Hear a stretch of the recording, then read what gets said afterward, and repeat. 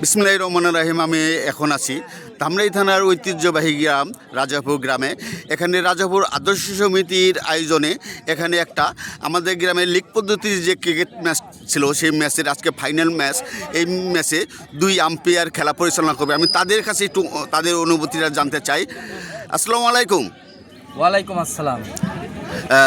আজকের এই ম্যাচের যে আপনারা খেলা পরিচালনা করছেন, আজ কীভাবে এটা পরিচালনা হবে বা নতুন কোনো নিয়ম আছে কিনা একটু জানতে চাই। আসলে এটা তো আমাদের রাজাপুর প্রিমিয়ার লিগের 8ম আসর। সেই আসলে প্রতি 8 বছর ধরে আমরা খেলা পরিচালনা করে আসতেছি। তার আলোকে আমরা এবারও সেইভাবে সুন্দরভাবে খেলা পরিচালনা করব, তাতে আমাদের কোনো সমস্যা হবে না। আর ঈদের পরের দিন আজকে উৎসবমুখর একটা পরিবেশে খেলা হচ্ছে।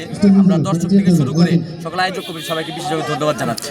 আর আমি এই মুহূর্তে আমাদের রাজাপুর আদর্শ সমিতি যে একজন ভালো খেলোয়াড়, অভিজ্ঞ খেলোয়াড়, দীর্ঘদিন 40 বছর সে এই খেলা জীবন, তার ইতিহাস এবং অনেক আমাদের এলাকায় যে নাম করা একজন স্ট্রাইকার ছিল শিপন খন্দকার রফিকুল ইসলাম, তার কাছে তার আজকে এই খেলা সম্বন্ধে একটু জানতে চাই।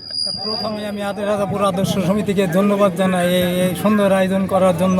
আমরা দলের প্লেয়ার, খুবই স্ট্রং প্লেয়ার। আজকে ফাইনাল ম্যাচ, আজকে আমাদের জন্য সবাই দোয়া করবেন। আমরা জানি ভালোভাবে এই ফাইনাল ম্যাচটা আমরা চালাইতে পারি।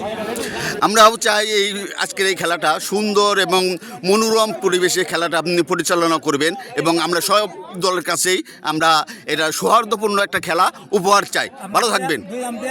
সবার কাছে আমরা ধন্যবাদ জানাই। আমাদের সবাই আমরা দোয়া করি, আমরা যেন আমাদের সবাই দোয়া করে আমরা খেলাটা সুস্থভাবে চালাইতে পারি, এও আশাবাদ আমাদের থাকবে। ঠিক আছে, আপনি ভালো থাকবেন। Thank you.